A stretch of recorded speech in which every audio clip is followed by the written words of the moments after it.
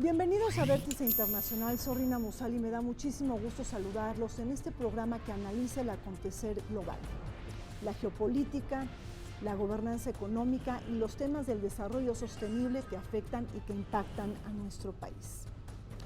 El día de hoy no podemos dejar de pasar una cita internacional de gran relevancia, la cumbre del G7 que tendrá lugar en Biarritz, en el sur de Francia, y que tendrá lugar del 24 al 26 de agosto. Este enclave de las 7 economías más industrializadas del mundo que analizarán los grandes retos del mundo.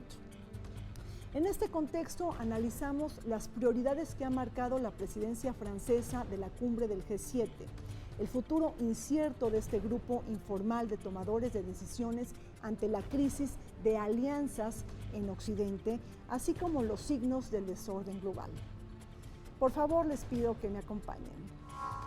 El sur francés se convertirá en el próximo ojo del mundo cuando se celebre la cumbre del G7 en Biarritz del 24 al 26 de agosto y en donde se estrenará el liderazgo del primer ministro Boris Johnson del Reino Unido y la despedida de Jean-Claude Juncker y de Donald Tusk, líderes de la Unión Europea. El G7 es un grupo informal de las 7 democracias más industrializadas del mundo que tienen como objetivo reunirse una vez al año para debatir asuntos relacionados con la seguridad colectiva internacional y los asuntos de gobernanza económica que más preocupan al mundo. Un club exclusivo de países, pero que a su vez no incorpora a China y a Rusia dentro de su toma gravitacional de toma de decisiones. 1975 vio el nacimiento de este grupo. Las 7 economías más desarrolladas del mundo. 1975 también vio que la Unión Soviética entraba ya a la era de la vejez, de la gerontocracia. Brezhnev ya estaba en el poder. 1975 entonces fue una decisión importante. Sí es un grupo de países con alta influencia en el ámbito internacional, simplemente por su Producto Interno Bruto. No existía la Unión Europea en el contexto como la conocemos hoy, pero también es cierto que era muy importante que hubiera consenso entre economías altamente desarrolladas para saber cuál iba a ser el rumbo de del desarrollo a partir de 1975. Unión Soviética con el socialismo en algunos países, el famoso tercermundismo que estaba de moda, incluso en nuestro país, era muy socorrido. Y entonces cuando el G7 surge, empiezan a marcar pautas sobre el comportamiento de lo que se conoce y se llama pues, la economía de mercado o el sistema capitalista, ¿no? ¿Qué es este grupo de los 7? Pues estamos hablando de 4 economías principales europeas, 2 americanas y una asiática, ¿no? Entonces está conformada por Japón, lo que es Estados Unidos y Canadá, y por supuesto las economías europeas, que es la alemana, la británica, la francesa y la italiana. Rusia perteneció por ahí de mediados de los 80 y fue expulsada en 2014 por la situación que este mundo convulso que hoy tenemos en grandes conflictos, y fue la anexión de Crimea la que elige el grupo expulsarlo. Y en la cumbre anterior que se lleva a cabo en Canadá, hubo una petición del mandatario norteamericano de que Rusia tenía que regresar al grupo para pues tener igualdad de compromisos. Emmanuel Macron se reunió hace poco con Vladimir Putin porque justamente él ve la necesidad de reincorporar a Rusia que ya fuera el G8. Ya sabes que desde 2014, a raíz de que se dio la anexión de Ucrania, pues una medida de boicot a Rusia fue justamente excluirla del G8, y por eso ahora es G7, ¿no? Pero pues ya se dieron cuenta que no tuvo gran impacto en Rusia, y pues Macron es impulsor de reinsertar a Rusia en el G8, ¿no? Y con relación a China, bueno, pues es justamente hasta cierto punto paradójico, porque la idea de reinsertar a Putin es de que se dieron cuenta que se estaba acercando mucho a China, y la idea es justamente reincorporarlo al G8 para alejarlo a China. Después del fiasco de la cumbre del G7 que se celebró el año pasado en Canadá, en donde el presidente de Estados Unidos, Donald Trump, retiró su apoyo de la declaración conjunta en protesta por las declaraciones de Justin Trudeau, enmarcadas en la promulgación de Washington de un arancel del 25% sobre las importaciones de acero canadiense y un 10% al aluminio, el presidente de Francia, Emmanuel Macron, trata de imprimir un tono más amable, constructivo y proactivo de la cumbre. A propósito de esquivar las diferencias casi insalvables de Trump con sus homólogos del G7 mediante la inclusión de una agenda de trabajo robusta y ambiciosa en materia de contenidos y metas. La prioridad gala se enfoca a combatir la desigualdad de oportunidades, la huella del carbono y la degradación medioambiental, el terrorismo y promover una asociación renovada con África.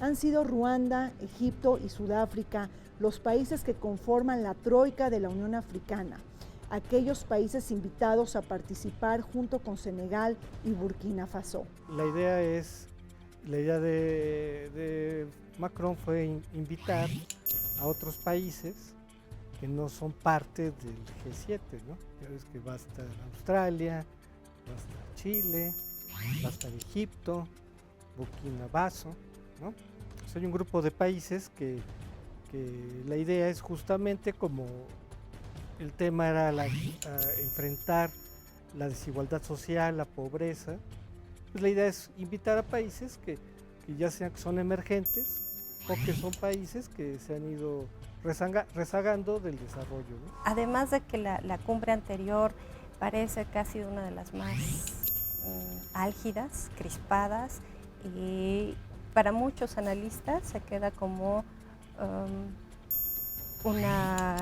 una estocada casi de muerte al G7, ¿no? Porque se queda el G6 más Estados Unidos. Porque Estados Unidos retira su firma de los convenios que se habían acordado, y entonces pues hoy que se enfrenta Francia con la presidencia que tiene, cada año van cambiando las presidencias, hoy le toca a Francia tenerla, y pues está frente a un Brexit, la salida que es completamente de Inglaterra de la Unión Europea, está ante el problema interno con los chalecos amarillos, está ante pues la desaveniencia que hace Estados Unidos. Entonces así como que ni siquiera tiene toda la publicidad mediática. Yo estoy completamente de acuerdo con esa visión, es decir, el G7 es un club exclusivo con invitados, de vez en cuando un invitado como México hace unos años. En esta ocasión va España, en esta ocasión también va Chile. El tema de Chile es un tema estrictamente agrícola. Algunas personas dicen que Chile va invitado porque será el primer país latinoamericano desarrollado. No lo sé si esa es la visión del G7. Pero en efecto, parece extraño que no esté invitada una potencia económica como China, y también muy extraño que sigan manteniendo a Rusia fuera del grupo, porque finalmente si tú mantienes a un país fuera del esquema de negociaciones va a ser muy difícil llegar a algún acuerdo. Por eso es importante saber cuál es la alternativa del G7. Existe una alternativa del G7, el famoso G7 paralelo, en el que están por supuesto la India, China, Rusia, países con mayor desarrollo en América Latina como Brasil, México, algunos hablan de Turquía, una especie de mezcla de los famosos grupos que se desarrollaron por ser los que van a alcanzar el desarrollo económico. De acuerdo al presidente de Francia, Emmanuel Macron, la cumbre del G7 tiene un principal motivador: incluir a otros países en la definición de las reglas del orden internacional, pues un club de países ricos no puede hacerlo solo. Un mensaje que resonó en la Asamblea General de la ONU en 2018. Paliar la desigualdad, ampliar el abanico de oportunidades, facilitar la inclusión digital y financiera y combatir el sentimiento de injusticia que priva en la mayoría de los países del mundo frente a una globalización asimétrica y dispar es parte del posicionamiento que París busca imprimir a la presidencia del G7. Otra prioridad que ha guiado las participaciones de los secretarios de Hacienda de las 7 economías más industrializadas del mundo, quienes por cierto representan casi el 50% del PIB mundial y el 49% del gasto militar internacional, ha sido establecer un impuesto digital a los gigantes tecnológicos, la llamada tasa Google que rechaza a Donald Trump. Se trata de que estas empresas tributen en donde generan beneficios y sea de aplicación global.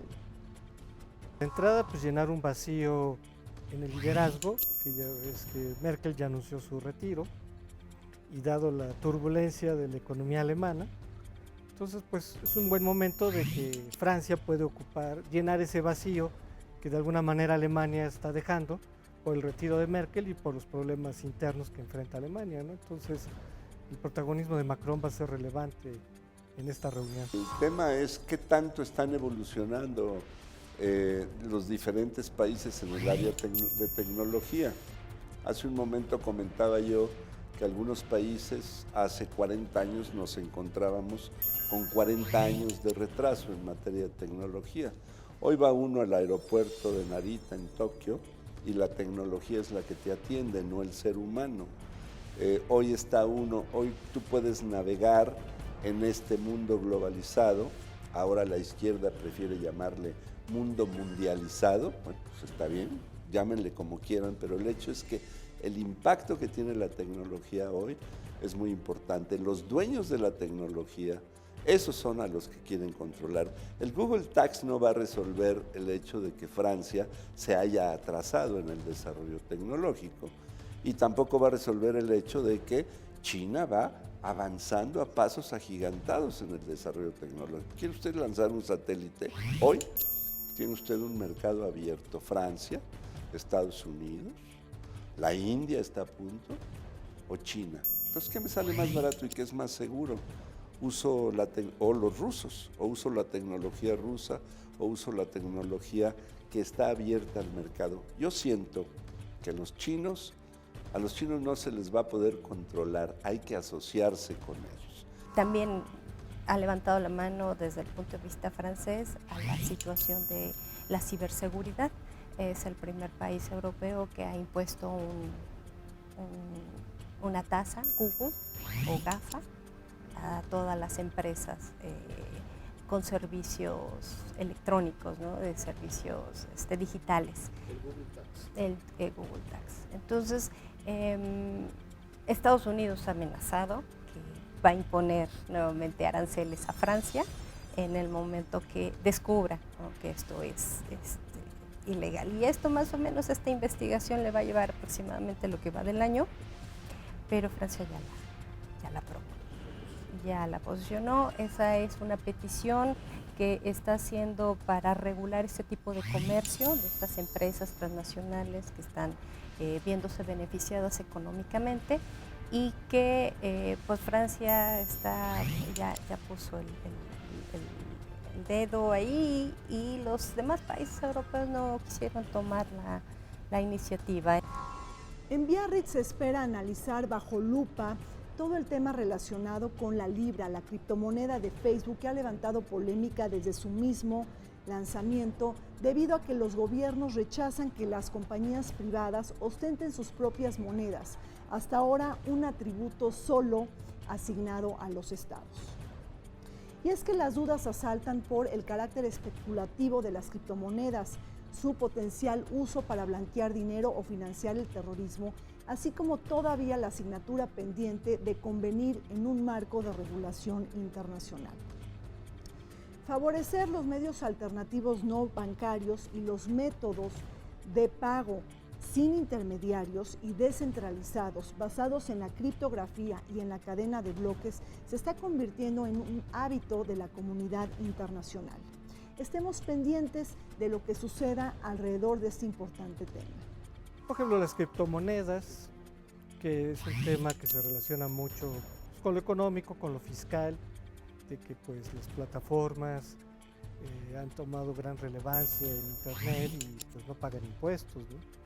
Entonces pues ya los gobiernos tienen que ver cómo pueden encontrar formas de que estos grupos como Google, por ejemplo, ¿no?, que es muy poderoso, pues tiene que empezar a participar en la fiscalidad, ¿no? Hay un principio fundamental de libertad de comunicación. ¿Se va a poder detener eso? La respuesta, en mi opinión, es no. ¿Quién pudo detener a Uber? Nadie. ¿Quién puede detener a otras formas de comunicación? La moneda electrónica, si no está regulada, pues se va a seguir funcionando, y sobre todo puede ser un mecanismo para lavado de dinero, para inversiones negras, para muchas otras cosas, de tal manera que el G7 tiene que entender que el mundo está evolucionando, que el Bank of England es muy importante, aunque no tenga ventanas, pero no es el único banco central, ni siquiera será la única moneda. Recientemente estamos hablando de la evolución de la tecnología digital. ¿Hasta dónde nos va a llevar la tecnología digital? ¿Quién es el que va a manejar la tecnología digital? Y bueno, yo puedo sacar mi teléfono y a través de mi teléfono hacer todos mis pagos. A mí qué me interesa si es en una moneda que se llame libra o en una moneda que se llame peso. Hay que tener mucho cuidado, entonces hay que regular eso. Francia está en una postura de que no se opone a que haya esto, pero que sí haya un marco normativo que regule esta actividad, tan solo desde la misma participación que pueden tener estas empresas, que están teniendo estas empresas donde hay sede y donde solo son pues repetidoras. Entonces es muy complejo, pero bueno, Francia ahí ya puso el dedo en la llaga y tiene una amenaza latente de Estados Unidos de imponer aranceles si está, primero si la aprobaba, ya la aprobó.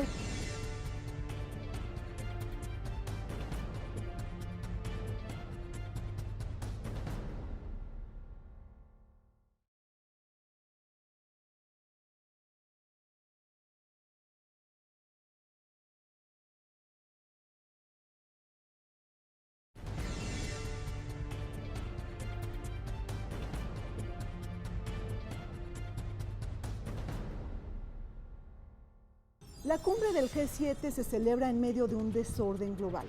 Ahí tenemos la guerra económica, comercial y de dominio tecnológico entre China y Estados Unidos, la degradación de la relación bilateral entre Washington y el Kremlin, el tiro de gracia que Donald Trump le ha dado al pacto nuclear con Irán, la alta probabilidad de que se concretice un Brexit salvaje y sin acuerdo, así como las fisuras de la Unión Euroatlántica, que todo ello suma los engranajes de un posible derribamiento de los pilares que se construyeron como producto del fin de la Segunda Guerra Mundial.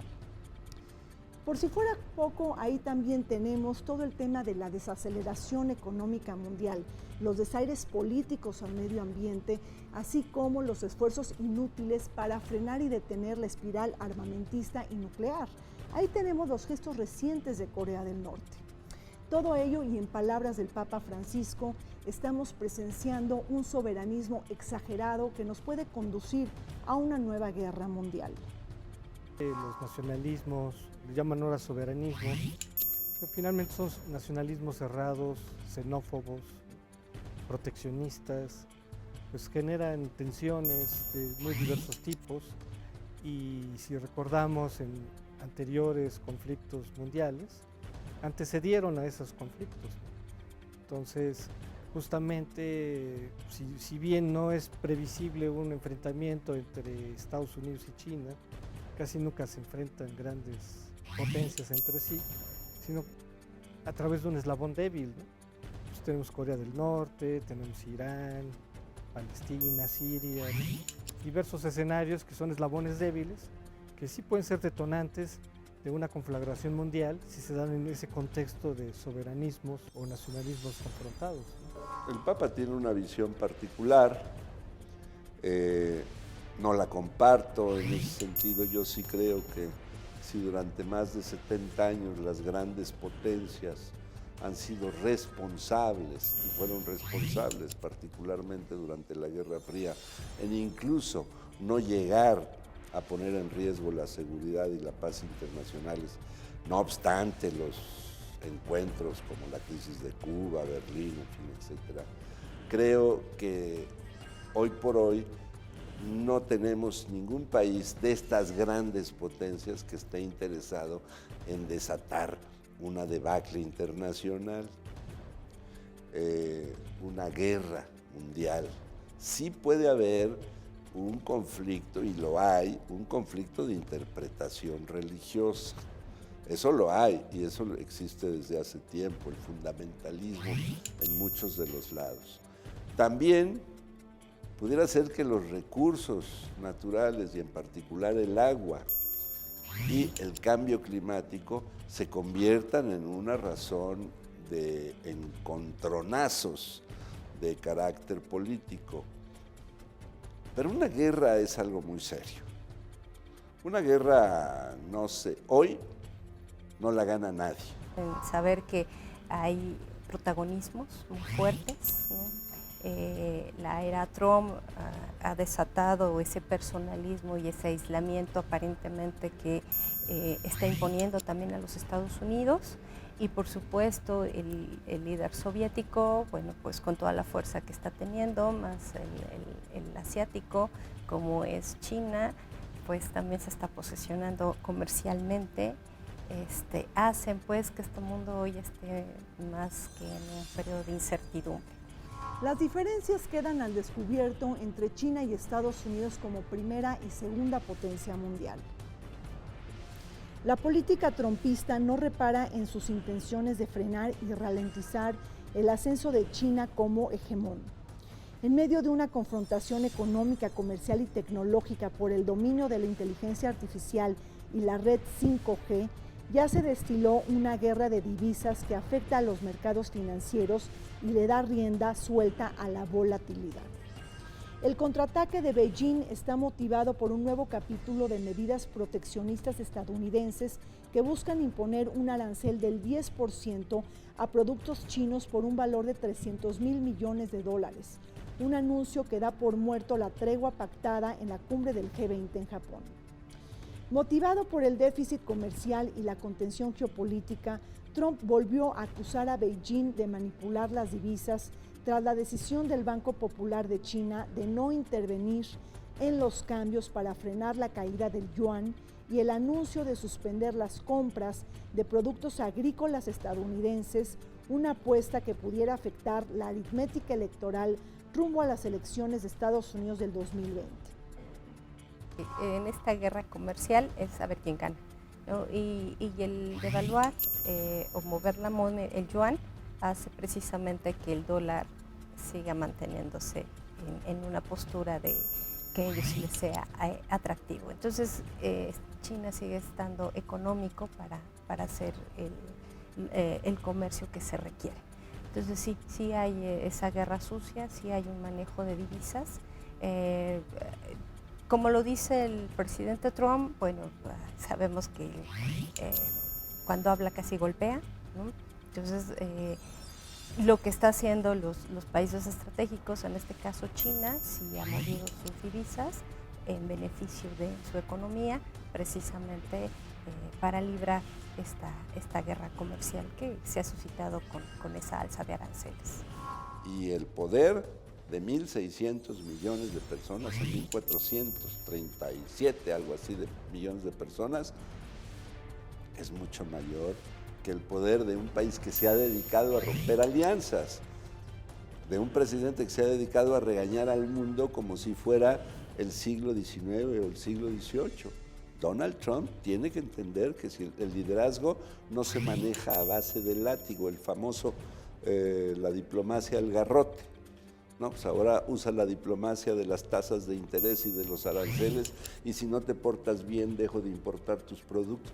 Eso no es posible hoy. Actualmente está aterrorizado Estados Unidos, porque pues, China también es un gran acumulador de dólares, sabe que China quiere crear un sistema paralelo al Fondo Monetario Internacional. Pues, naturalmente que cualquier manipulación de divisas de China pues genera temor en Estados Unidos por el poderío que tiene China.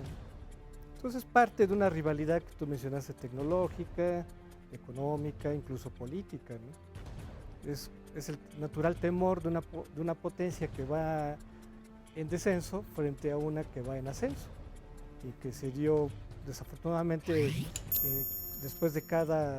antes de cada guerra mundial. Pues estas rivalidades que vemos se daban hace un siglo antes de la Primera Guerra, y luego en el periodo de entreguerras previa a la Segunda Guerra Mundial. La nueva guerra económica, que presume ser larga, traerá consecuencias negativas para el mundo entero. Las hostilidades entre Washington y Beijing pudieran escalar más alto del ámbito comercial y expandirse hacia otros rubros y latitudes. Por ejemplo, la carrera por controlar las aguas del mar de China Oriental, en donde se disputan los intereses estratégicos de Estados Unidos y China, y en donde se juega el apalancamiento o desplazamiento de la Unión Americana en una zona de influencia vital. Un hecho que pudiera provocar hasta una conflagración internacional. Bajo el brazo, otra acción que Xi Jinping pudiera activar sería embargar las exportaciones de minerales de tierras raras y prescindibles para la industria tecnológica de Estados Unidos y útiles en distintas aplicaciones de la defensa nacional. Un movimiento con implicaciones dolorosas para Estados Unidos ante la dificultad de sustituir estos insumos, y cuando Donald Trump está perdiendo la guerra tecnológica frente a China. En los años 90, Estados Unidos intentó bloquear algunos avances económicos de Japón, estableciendo aranceles a los productos japoneses en reciprocidad de que los japoneses no recibían abiertamente productos en su mercado. La respuesta de los japoneses fue en inglés y en español: adelante, go ahead, yo soy el dueño de las divisas. Estamos hablando de 1991. Hoy está sucediendo lo mismo con China. ¿Cuánto aguanto yo? Yo no soy economista, debo advertir, pero ¿cuánto aguanto yo como China a devaluar mi moneda hasta que tú me digas, bueno, ok, suficiente, vamos a negociar? Uno. Dos, el presidente de Estados Unidos, Donald Trump, es un pasajero. Las democracias tienen esa virtud. A veces hay buenos pasajeros y a veces hay malos pasajeros. Recordemos cuando terminó la guerra, la tormenta del desierto, el presidente Bush, el papá, ganó y se tuvo que ir porque el pueblo le dijo, ya, vete. Saddam Hussein se quedó. Simplemente veamos la cuestión automotriz. Alemania es una de las potencias automotrices del mundo y, por ejemplo, a través de México realiza grandes exportaciones a Estados Unidos. También le vende a China. ¿Qué sucede si el próximo año se intensifica la desaceleración económica tanto en Estados Unidos como en China? Pues rebaja la demanda de automóviles, ¿no? Entonces le afecta a Alemania y le afecta a México, pues simplemente porque van a vender menos automóviles, ¿no?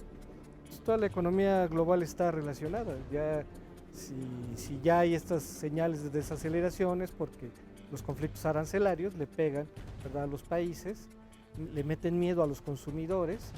Hay que recordar que también hay conflictos arancelarios entre Estados Unidos y Europa. Les ha puesto aranceles al acero, al aluminio. Entonces ello genera, ¿verdad?, un ambiente negativo para el consumidor. Cuando el consumidor ve que puede haber amenazas de crisis, pues deja de comprar, ¿no? Si deja de comprar, pues la economía deja de moverse, ¿no? Es un escenario como todo lo que determinamos como guerra, nada halagador.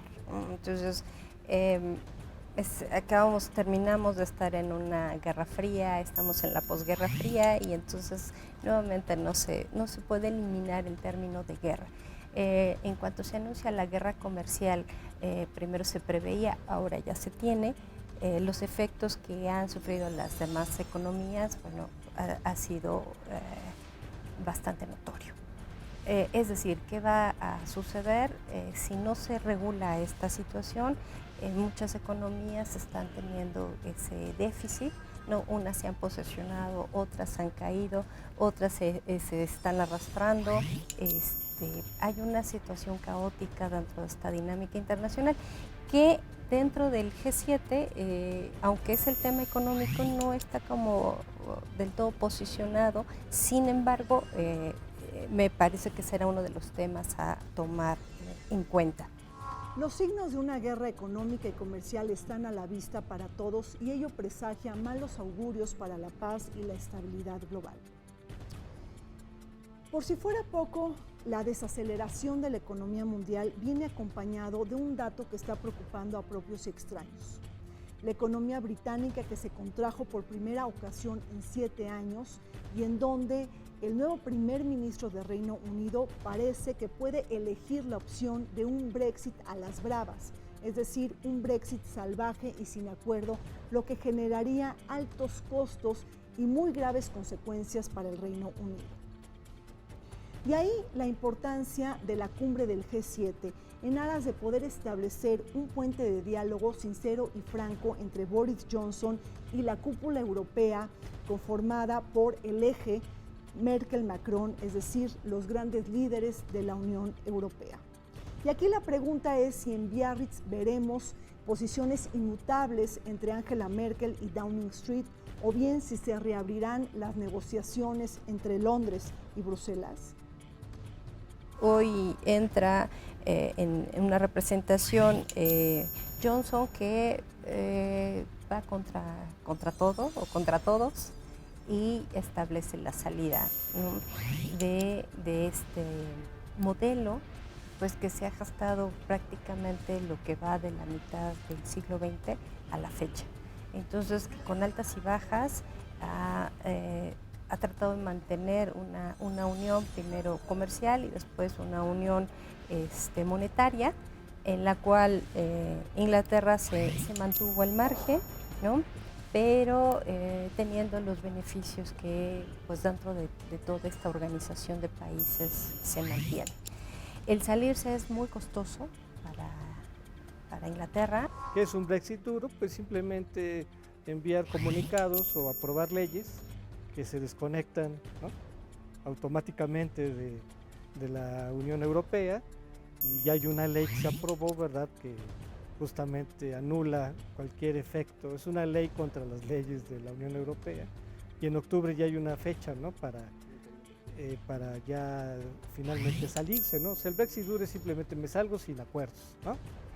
Y naturalmente eso también genera temores a la Europa, temores relativos a la economía, temores relativos a la migración, a la propia política, ¿no? Yo creo que salirse a la brava sin un acuerdo es una mala decisión, pero también creo que los franceses, sobre todo, los franceses tienen que tener mucho cuidado en no repetir con el Reino Unido lo que hicieron en Versalles en 1919 con Alemania.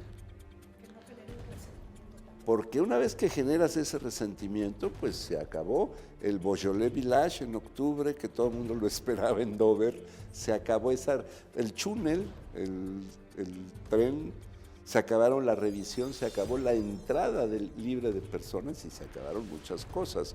Entonces sí, Boris Johnson está jugando el continente está aislado, no el Reino Unido está aislado. Es un poco este juego. Creo que tienen que tener mucho cuidado y ahí entraría la prudencia de los alemanes.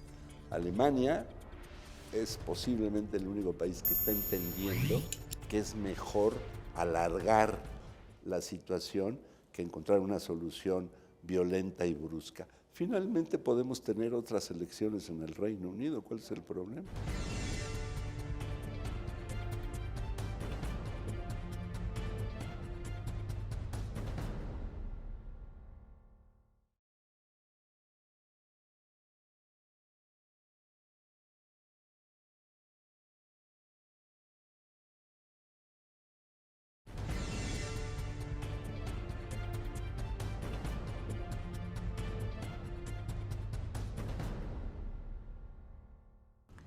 Con una confianza mermada entre Estados Unidos y la Unión Europea, vale la pena preguntarse si el G7 podrá sobrevivir. Se trata de un grupo informal de pequeña membresía y sobre todo relativamente homogéneo que ahora está enfrentando una crisis en sus alianzas tradicionales.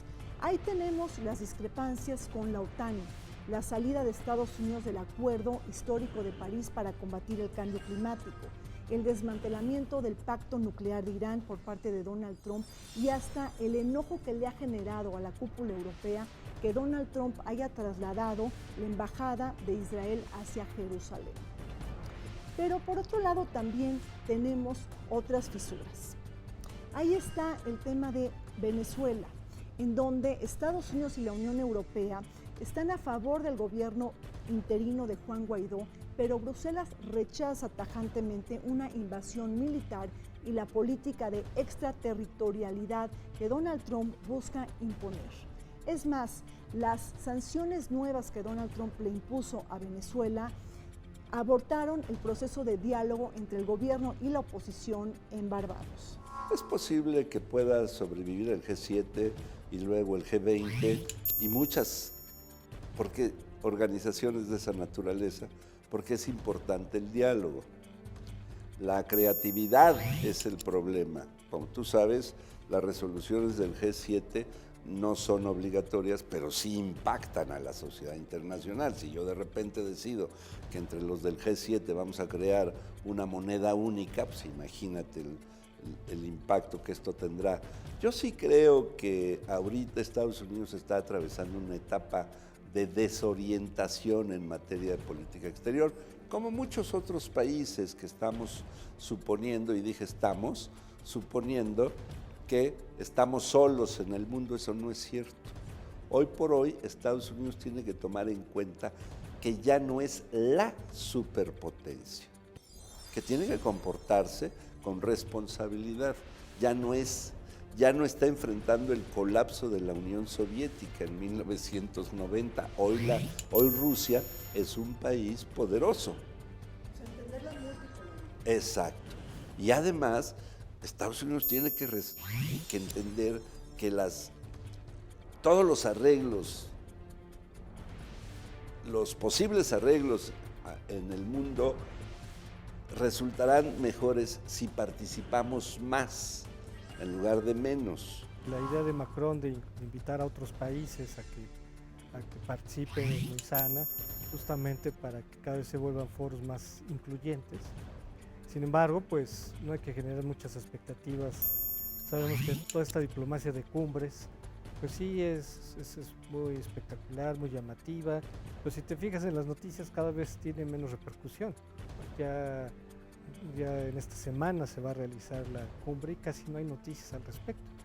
¿Qué quiere decir eso? Que no hay realmente muchas expectativas, considerando que hay un ambiente negativo, un ambiente internacional negativo. ¿Sí? Entonces, esto no hay que hacernos muchas ilusiones, pero yo creo que sí es importante que sigan reuniendo los líderes mundiales. Sería mucho peor que no se reunieran. Pero yo cada vez veo que no hay un gran compromiso por la gobernanza mundial.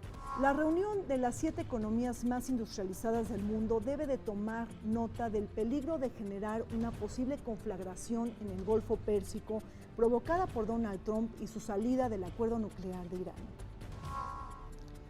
Con la firme intención de desfundar el legado de Barack Obama en el orden internacional, Estados Unidos le está abriendo el grifo de la llave a la proliferación nuclear con tal de incitar un cambio de gobierno en la República Islámica de Irán, un movimiento a todas luces improbable frente al régimen comandado por los ayatolas. El endurecimiento de las sanciones contra Irán para frenar sus exportaciones de petróleo lo han invitado a coquetear con la posibilidad de cerrar el estrecho de Hormuz, un acto que conllevaría a peligrosas consecuencias para la paz y estabilidad global. Justamente la escalada de tensiones entre Washington y Teherán, lo único que están provocando es un realineamiento de fuerzas entre Irán, Rusia y China, e inclusive la propuesta de desdolarizar la economía mundial. Hacer este gran espectáculo de los 2000 años del Imperio Persa sin tomar en cuenta el tema religioso, rompió esa estructura, porque además, nuevamente, Estados Unidos cometió un error. El error que ha cometido en el Medio Oriente, no aceptar la existencia de diversos conceptos religiosos que no son necesariamente los que se practican en Estados Unidos. Donald Trump lo acaba de cometer en el caso de Israel, porque acaba de crear una situación dificilísima de aceptar para los países musulmanes. No obstante, yo estoy completamente de acuerdo que tenemos que garantizar la seguridad de Israel. Ahora, Irán. ¿El enemigo de Irán es Estados Unidos? ¿O el enemigo de Irán son las monarquías del Golfo? ¿Las monarquías conservadoras? ¿O el enemigo de Irán es Israel? ¿O en realidad necesito enemigos para sobrevivir?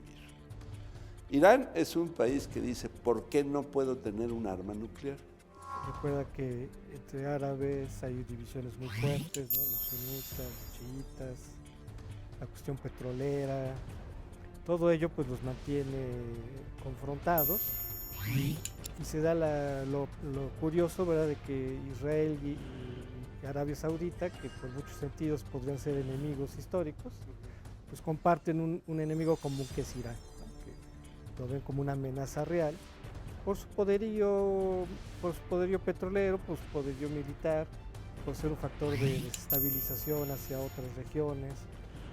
En Yemen, por ejemplo, ¿no?, que los yemenitas rebeldes pues son opuestos a Arabia y tienen el apoyo de Irán, y naturalmente que Hamas, ¿no?, Palestina, que es también respaldado por Irán. El armamento nuclear en tiempos de Guerra Fría era la fuerza o era el lenguaje que se estableció, ¿no? Quién tenía armamento nuclear y quién lo tenía en ese momento era esos países que se habían colocado en sus posiciones opuestas, ¿no? Estados Unidos, que representaba esta parte del capitalismo, la ex Unión Soviética, en ese momento la URSS, ¿no?, quien tiene también un arsenal nuclear increíble que se fue creando a lo largo de estos años. Después del término de la Guerra Fría viene esta adquisición de armamento o creación de armamento nuclear, y el que Irán lo tenga es un foco rojo. La Rusia comandada por Vladimir Putin no puede pasar desapercibida en la cumbre del G7 en Biarritz, el país que fue expulsado de este grupo en el 2014 como consecuencia de su anexión de Crimea. La mala relación entre Washington y Moscú se cifra en una cadena de acontecimientos. La última de ellas y de las más preocupantes fue la salida formal de Estados Unidos del Tratado de Misiles Nucleares, lo que evita los candados para desarrollar y desplegar misiles balísticos de corto y mediano alcance, habilitando una nueva carrera armamentista global. Pese a que Mike Pompeo responsabilizó a Rusia de la muerte del tratado, preocupa mucho el peligro de no continuar extendiendo la vigencia de otro entramado, el llamado START III, el Tratado de Reducción de Armas Estratégicas, que termina en el año 2021 y que gracias a este se redujeron los arsenales de misiles desplegados y ojivas nucleares. En este contexto llamó la atención el encuentro entre Emmanuel Macron y Vladimir Putin el 19 de agosto, cuyo objetivo fue apreciar el estado de ánimo ruso de cara a los frentes abiertos con Occidente. Es una relación compleja, ¿no?, porque hay muchas cosas que nos acercan, pero también hay elementos que los distancian, ¿no?, más aunque viene un proceso electoral. Entonces Trump no puede mostrarse muy abiertamente prorruso, pues en un proceso electoral pues sería un harakiri para Trump. Por otro lado, pues tiene que mantiene una sana distancia, pero como hay aspectos que los acercan, pues se mantienen cada quien en su ámbito, ¿no? No veo una gran belicosidad entre ambos, ¿no?, más allá de lo meramente electorero, que a Trump le conviene, pues sí, en la superficie decir que no va a permitir que Rusia intervenga en el proceso electoral, que siga apoyando al gobierno sirio o al gobierno iraní, ¿no?, que hay distintos puntos que los alejan, pero en el fondo no va a hacer nada contra Rusia, ¿no? Yo creo que se mantiene expectante. Esta era Trump, desde 2016 se ha puesto al mundo de cabeza, ¿no? Estamos en una guerra de twitters y esa ha desatado en una guerra comercial y esa, por supuesto, va a tocar la cuestión de misiles, ¿no? Estados Unidos acaba de salir del tratado de misiles de corto y mediano alcance, el INF, en donde pues se deslinda completamente de esta situación, alegando que Rusia ha violado, ¿no?, el estatuto, y Rusia dice pues que no, cada una de las potencias se mantiene en su situación. Hay un tratado más, el START 3, que es el que se mantiene presente, tiene una vigencia hasta el 2021 y parece que del lado norteamericano no hay ninguna intención de volverlo a ratificar ni a prorrogar. Pues Marco Polo Reloaded, ¿no? ¿Por qué no? ¿Por qué no? Porque además veamos cuáles son los problemas industriales que tiene Italia. Y además mi asociación individual con China, mi asociación individual con todos los países nuevos de la ruta china, una relación renovada con Turquía. Turquía es un país importante, estamos hablando de 70 millones de personas que están entre el fundamentalismo y la democracia ataturquiana, lo que sea que eso signifique. Entonces, ¿por qué no? Yo creo que este concepto italiano de buscar espacios, de hecho, acuérdate que los italianos tenían muy buena relación con América Latina hasta que Berlusconi un poco la cambió. Yo creo que Italia quiere desempeñar un papel un poco más protagónico y no la del hermano menor del grupo de los 6, o sea, de la Comunidad Económica Europea, no la del país exportador de mano de obra, no la del país exportador de migrantes, no del norte de Italia, pero sí de Reggio de Calabria y toda esta zona, que se han ido a encontrar lugares muy agradables en Australia, Nueva Zelanda, en fin, etc. Yo creo que Italia quiere renovar fuerzas porque realmente tienen problemas industriales muy severos. A los calambres del G7 le debemos de sumar la contracumbre que tendrá lugar en Francia. Se espera una participación de alrededor de 80 organizaciones no gubernamentales que pretenden plantarle cara a los grandes titanes del mundo y sobre todo a la presidencia de Emmanuel Macron, que ha generado malestar y protestas multitudinarias en manos de los chalecos amarillos. Y es que una de las grandes críticas que se ha cifrado alrededor de esta cumbre es su participación contada y limitada de ONGs, un principio que va en contra de la inclusión. Y ahí tenemos que estos actores antiglobalización de alguna manera están enviando dos señales importantes: combatir la desigualdad y detener el deterioro ambiental. Dar la oportunidad a la sociedad civil, aunque a mucha gente no le gusta la palabra sociedad civil, de que participen. Es decir, ahí sí tienen la razón, en el sentido de que las decisiones de este grupo de tan alto nivel los van a impactar, pero no participaron en ellas. La contracumbre, además, es una secuela de las protestas en contra de la globalización, de lo que ellos llaman la globalización capitalista. Fueron los capitalistas los que crearon la globalización y no paras de escuchar por ahí algún que otro profesor que diga que la globalización es resultado de un complot entre las empresas multinacionales. Me da mucha risa porque es como suponer que Cristóbal Colón, ¿verdad?, tenía un complot con alguna empresa naviera italiana, ¿verdad? Pues no, la globalización es una realidad, llámales como quieran. A mí me gusta la protesta de los jóvenes, me llama la atención. Me preocupa cuando los jóvenes no hablan, me preocupa cuando los jóvenes no salen a la calle, aunque sea a protestar porque alguien no está protestando. porque eso significa que tenemos una sociedad calma o una sociedad reprimida.